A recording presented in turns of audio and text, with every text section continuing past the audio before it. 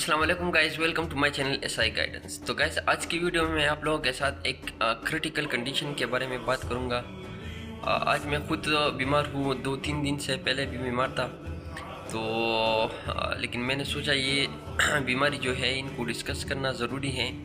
तो इसका नाम स्ट्रोक है, फालज का अटैक। आप लोगों ने सुना होगा फालज के बारे में। अच्छा, अगर इसकी अलामत के बारे में हम बात करें तो अलामत ये हो सकती है कि जो बंदा होता है उसका जो फेस होता है, लेग होता है, वो पैरालिसिस होता है, नमनेस होता है थोड़ा सा, मतलब उसको दर्द नहीं होता, बेहोश होता है उसका एक साइड।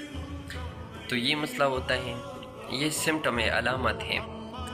सर में दर्द बहुत ज़्यादा होता है, तो ये भी अलामत है। जो अलामत मैं बता रहा हूँ उनमें 2-3 मौजूद हो तो आप लोगों ने एक्शन लेना है। फिर तीसरा नंबर ये कि उनको मसला ये होता है कि उनके आंखों में मसला होता है, वो किसी को पहचानते भी नहीं है, मतलब देखते नहीं है, देख नहीं सकते वो सही तरीके से।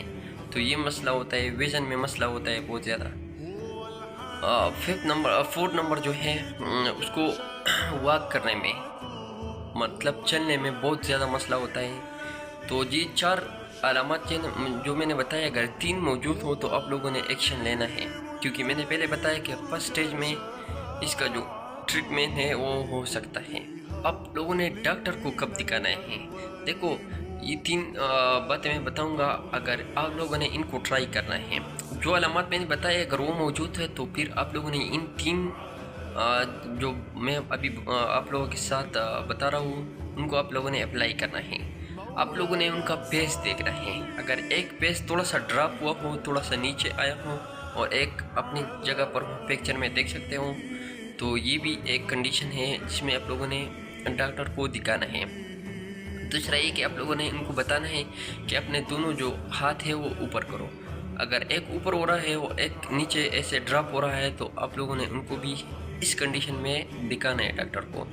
अच्छा, जो 3rd नंबर है स्पीच, आप लोगों ने ये फार्मूला यूज़ करना है। फेस हैंड ऑफ स्पीच है, तो आप लोगों ने उनको बताना है, थोड़ा सा एक जुमला उनको बताना है। अगर वो सही तरीके से वो जुमला पूरा नहीं कर सकता तो फिर आप लोगों ने डॉक्टर को दिखाना है इस कंडीशन में। तो ये इमरजेंसी कंडीशन है। अभी हम बात करेंगे वो कौन सा फैक्टर है, किस वजह से ये स्ट्रोक हो सकता है। तो मैंने 2 स्ट्रोक के बारे में बताया, 2 type of stroke, haemorrhagic stroke and ischaemic stroke. जो इस्कीमिक स्ट्रोक होता है ये ऐसा होता है कि जब आपका कोलेस्ट्रॉल पेट्स ये बढ़ जाते हैं और आपका जो नस होते हैं वो उसको ब्लॉक कर देते हैं, तो उन वजह से जो ब्लड है वो आपके ब्रेन के टिश्यू तक नहीं पहुंच सकता। तो ये अलामत है। तो आप लोगों ने इनमें क्या करना है, इनमें अपने अपने कोलेस्ट्रॉल को, पेट्स को थोड़ा सा कम करना है, कम रखना है। तो पेट्स और कोलेस्ट्रॉल की वजह से स्ट्रोक हो सकता है, आप लोगों ने ये देखना है। इस्कीमिक स्ट्रोक और जो हेमोरेजिक स्ट्रोक है जिसमें ब्लीडिंग होता है, आपका जो नस है वो कट जाते हैं, तो ब्लड प्रेशर जो है मेन काज है इसका, हेमोरेजिक स्ट्रोक का। तो आप लोगों ने ब्लड प्रेशर को कम कर रखना है। किसी ने ब्लड थिनर ज़्यादा खाया हो, ब्लड थिनर मेडिसिन होता है, आपके ब्लड को पतला कर देते हैं, तो अगर किसी ने ये खाया ज़्यादा हो तो उस वजह से भी हो सकता है। अच्छा, बहुत ज़्यादा ओवरवेट चीज़ को उठाना, तो ये भी एक कंडीशन है जिसकी वजह से जो हेमोरेजिक स्ट्रोक है ये हो सकता है। तो आप लोगों ने थोड़ा सा तरीके से अपनी जो लाइफस्टाइल है वो रखना है।